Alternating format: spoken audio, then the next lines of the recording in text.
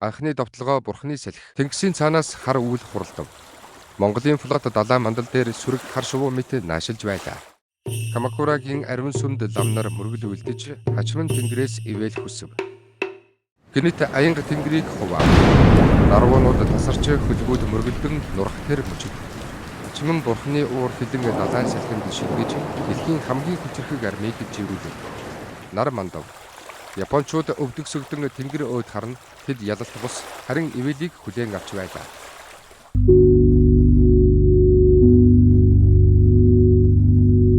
Хоёр дахь довтлогоо луу тарлын тулаан. Нэгдүгээр бүлэг тэнгэрийн хилэгнэл. 1281 он их Йохан гүрний эзэн Хувлай хаан тэнгэр далай хоёрыг нэгтгэхээр сэтгэж шулуулжээ. Тэрээр Япон хэмээх арлын зүг хоёр дахь удаага цэрэг хөдөлгөв. Гэвч тэнгэрийн хилэгнэл хэнд ч өршөөл үзүүлдэггүй. Тэнгэр хилэгнэж болохч эзэн улс айх ёсгүй. Биднийг тэнгэр төрүүлсэн тэнгэр л туршиж байна. Япон руу хөдөлгөл. Тэнгэрийн хилэгнэл биднийг зогсоохгүй. Монгол ноён ахархуу Юан армийн төмний дарга Чингис хааны үеийн жанждын удам. 7 түмэн цэрэг 2000 усчин нэгэн зориг хааны нэрийг хандуулах. Тэдний дунд харв хэмээх монгол жанжин байлаа. Тэнгэрийн дохиог ажиглагч чимээгүй мэрэгэн тэр хүн. Дайны өмнөх шөнө тэр далай мандалд тэнгэрт гарсан этэнгэрийн хөглөө хэмээх зөвлөлийн тухай зүйлж сэрв. Тэнгэр гинэт чимээгүй болдог тэр мөч хилэгнэл дөнгөж амьсгал авч байгаагийн шинж бүх тэнгэрийн гүнээс нуугийн нүдгэлтэн далай баатарлаг түүхийнхээ эхний хуудсыг нээж байлаа. Өдөртөгчд бие биедээ итгэлгүй байлаа. Тэнгэрийн дор их арим замаа олохгүй бүдэж байхад далай аль хэдийн хилэнлээ бэлдэж байв. Салхи намгүн боловч тэнгэрийн амьсгал үүдэж байлаа. Хүн бүрт айдас мэдрэгдэв. Энэ бол тэнгэрийн хилэгнэл эрхийн өмнөх намгүм. Тэнгэрийн гүнээс луу хөдлөлөө. Энэ бол цэргийн биш, хувь тавилан шалгахтай. Тэнгэр нэргэж уус, гал уус, салхигүй руу нээж, хүн төрлөختний зүрхийг сорьсон тэр шүн тэнгэрийн хилэгнэл ирэв. Манай цэргүүд шуурганаас өрссөн дөрвөөр хөгж, нэгэн багахан аралд хурж, эрэгт бууж амьдсан нь амьд мэнд гарч, ээг амьдсан нь бүгд тэндээс үрч. Салхи бүхнийг авч одсон ч нэр төр итгэл хоёрыг авч чадсангүй энэ газар. 500 дуул. Эндээс хүний түүхийн сүүлчийн тулалдаан эхэлнэ.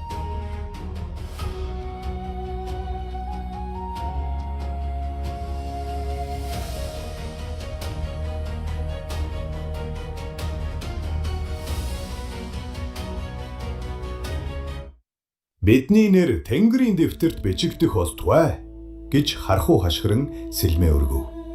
Гал, салхи, цус гурав нэгэн зэрэг нэргэж байлаа.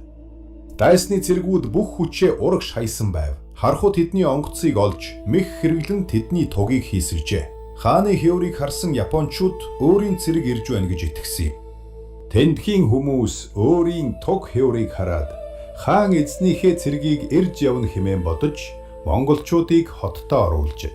Удалгүй араас нь Япон цэрэг ирж тэднийг бүслэн авчээ. Монгол цэргүүд бүслэлтэнд 7 сар суугаад бүслэн хаагсадтай хилэлцээр байгуулан насан эцэс болтлоо мөнөө харлаас үл гарах болзолтойгоор бууж өгсөн байна. Өглөөний гэрэлд 500 дуул дахин гэрэлтэв. Хархуу сэлмээ өргөж Монголын нэрийг Тэнгэрийн өмнө хамгаалъя гэж хашгирав. Тэр мөчид тэнгэр цахилж уулын оройд луугийн гэрэл уусан гэдэг. Тулаан дууслаа. Тэнгэрийн хөгтөр ганцхан сэлмээ буулгав. Хархуу нүданы зүрхэндээ Монголын нэр химээх нэг үгэл шивнэлээ. Тэнгэрт гэрэл асаж, түүний сүнс хөх утаа болон алсад одлжээ.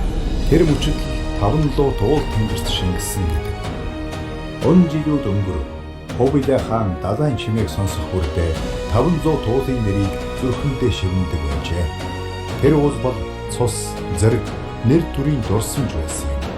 Тэнгэрийн өмнө мэхийн хаан үдэ ани Монголын зүрх гэж хэв. 500 туул одоо ч Тэнгисийн гүнд буй гэх яриа бий. Тэнд хадгалагдсан зүйл бол зөвхөн зэвсэг бус. Монгол цэргийн сүнс, Тэнгэрийн итгэл юм. Энэ бол нуугдсан үнний нэг хэсэг.